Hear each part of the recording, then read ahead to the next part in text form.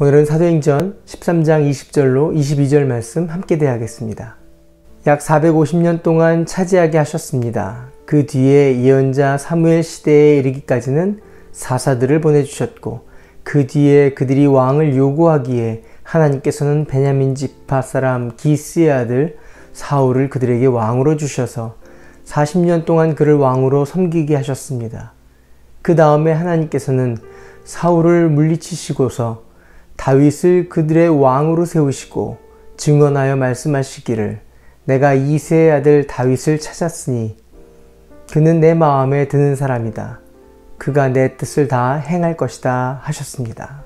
계속해서 하나님의 은혜를 설명하면서 이스라엘 백성들을 하나님 나라 백성으로 만드는 것과 함께 더불어서 그 하나님 나라가 만들어질 땅에 대해서 하나님께서 은혜로 주셨다라는 것을 이야기하고 있습니다.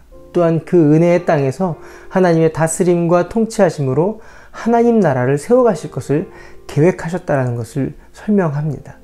그때마다 하나님께서는 하나님의 사람들, 사사들과 예언자들, 선지자들을 세워서 하나님의 백성들을 이끌어내십니다. 그런데 이스라엘 백성들은 왕을 요구합니다. 사무엘상 12장 11절 이하에 보면 사울을 세우면서 사무엘이 이스라엘 백성들에게 당부하는 것과 함께 그들에게 이렇게 얘기합니다. 주님께서 여러분의 호소를 들으시고 여롯바알과 베단과 입다와 또 사무엘을 보내셔서 그들을 건져주시고 또 안전하게 살게 하셨다라는 겁니다. 그럼에도 불구하고 꼭 왕이 있어야 한다는 그들의 요청을 거절하지 않고, 만일 여러분이 하나님의 뜻을 따라 그 왕도 함께 하나님을 섬긴다면 모든 일이 잘 될 것이지만 그렇지 않으면 멸망될 것이다 라고 사울을 세울 때 사무엘은 그 백성들에게 단단히 이야기합니다.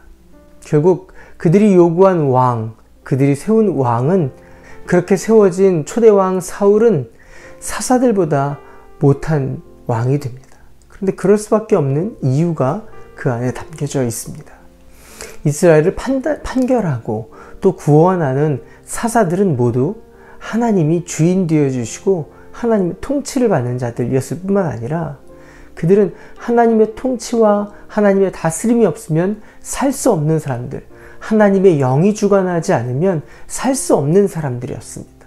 다시 말해 성령의 붙들림 받아야 그 백성들을 인도할 수밖에 없는 그들만이 갖고 있는 어려움들이 있었고, 그들은 그 어려움에 빠져 있는 것이 아니라 성령님을 붙들므로 하나님의 백성들을 이끌어낼 수 있는 탁월함으로 쓰임받을 수 있었던 사람들입니다. 사사 한 사람 한 사람 모두가 그러하였습니다. 오니엘은 이방 사람이었고요. 에웃은 왼손잡이였습니다.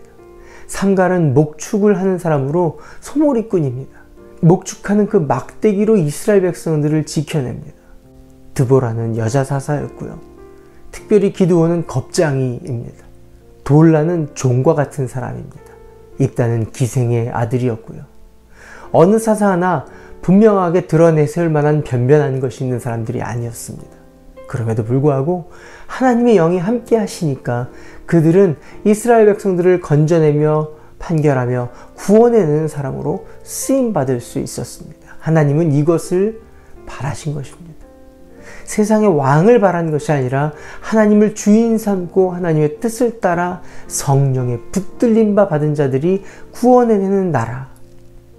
이런 특징을 이해하지 못한 사울은 그가 오히려 더 군비를 넓혀가고 자기의 모습을 드러내므로 결국은 하나님의 의를 가리는 것뿐만 아니라 하나님을 예배하지 않고 자기 뜻대로 하나님을 예배하려고 했던 자기 고집에 있었던 사람이었습니다. 불순종하였던 사울은 내려질 수밖에 없습니다. 그리고 하나님의 영에 감동된 자, 그 하나님께 함께 하려고 했던 다윗을 하나님은 결국 부르십니다. 그리고 오늘 본문에는 또 그렇게 얘기하십니다. 다윗의 모든 잘한 일, 모든 치적들을 드러내시는 것이 아니라 그가 하나님의 마음에 합한 것은 결국 그를 통해서 하나님은 이스라엘에 올 메시아 예수 그리스도의 계보가 되도록 하셨다라는 것입니다. 저와 여러분이 하나님께 붙들림 받는, 하나님의 성령이 아니면 하루도 살 수 없는 하나님의 백성으로 쓰임 받을 때 그 나라를 상속받을 뿐만 아니라 그 나라에 쓰임받는 하나님의 사람이 될 줄 믿습니다.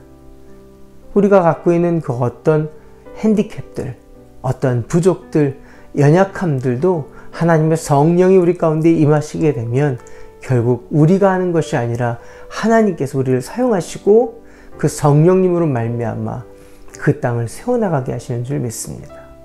결국 예수님도 성령님의 이끌림받아 하나님의 뜻을 감당하는 그 마음의 합한 자로 하나님 나라를 세워가신 줄 믿습니다. 저와 여러분은 메시아의 사람들입니다.